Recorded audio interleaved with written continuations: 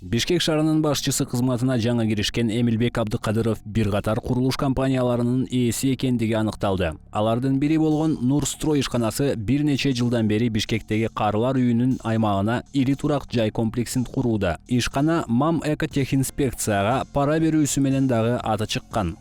Эмилбек Абдыкадыров Нурстрой монтаж курулуш компаниясынын негиздөөчүсү катары катталган. Мэрдин компаниядагы үлүшү ишенимдүү башкарууга берилгени менен кимге канча суммага берилгени белгисиз. Айтсак, буга чейинки иликтөөбүздөн кийин шаар башчынын ысымы каттоочулардын тизмесинен жок болуп кеткен. Архитектура тармагында адистешкен Кереге проект ишканасынын жалгыз негиздөөчүсү жана директору Юстиция министрлигинин порталында акцияларды өткөрүп берүү тууралуу маалымат жок. Демек, кызыкчылыктардын кагылышы жоюла элек. Алма жыйноосу Алма дыйкан чарбасынын негиздөөчүсү. Мыйзамга ылайык муниципалдык кызматкер жеке өзү же ишенимдүү адамдары аркылуу ишкердик менен алектене албайт. Эске салсак, шаар башчы бизнесин ишенимдүү башкарууга өткөрүп берген күндө дагы ишкерлик менен алектене албайт. Болгону илимий иштер менен алектене алат.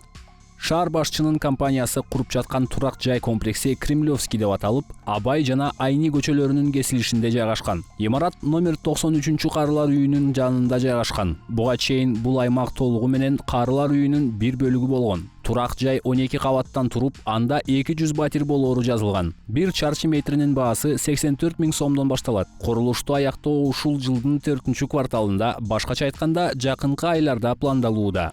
Тилке 21 июль 2017 жылы Ромфорд Трейд ишканасына 5 жылдык мөөнөткө убактылуу пайдаланууга берилген. Ишкананын негиздөөчүлөрүнүн бири экс-вице-премьер-министр Кубатбек Бороновдун уулу Эркинбек Боронов жана убагында Өнүгүү фондунун директору Рифат Утюшев. Ошол эле жылы аталган ишкана Тилкени Премиум Альфа Групп ишканасына саткан. Ачык булактарга таянсак, ишкана бул жылы бир дагы тыйын салык төккөн эмес. Ошол эле жылдын 25 октябрында Тилке Нурстрой монтаж ишканасына өткөн.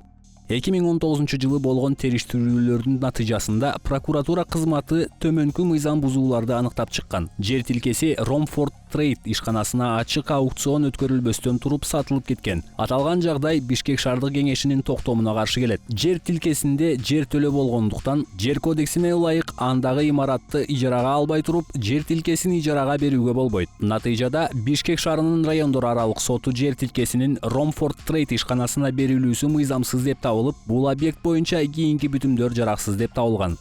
Прокуратура Бишкек шаардык мэриясынын жер ресурстары башкармалыгына келишимди бир тараптуу бузуу тууралуу тапшырма жолдоп, башкармалык курулуш компаниясына 30 күндүн ичинде келишимди бузуу тууралуу билдирүү жөнөткөн. Бирок Нурстрой монтаж ал талапты аткарган эмес. Бир айдан кийин жер тилкелерине укук берүү боюнча комиссия Нурстрой монтаж менен келишимди бир тараптуу бузуу чечимин чыгарган. Ишкананын апелляция менен сотко кайрылган доо арыздары 2 ирет четке кагылганы менен Нурстрой монтаж бүгүнкү күнгө чейин аталган тилкедеги ишмердүүлүгүн улантууда.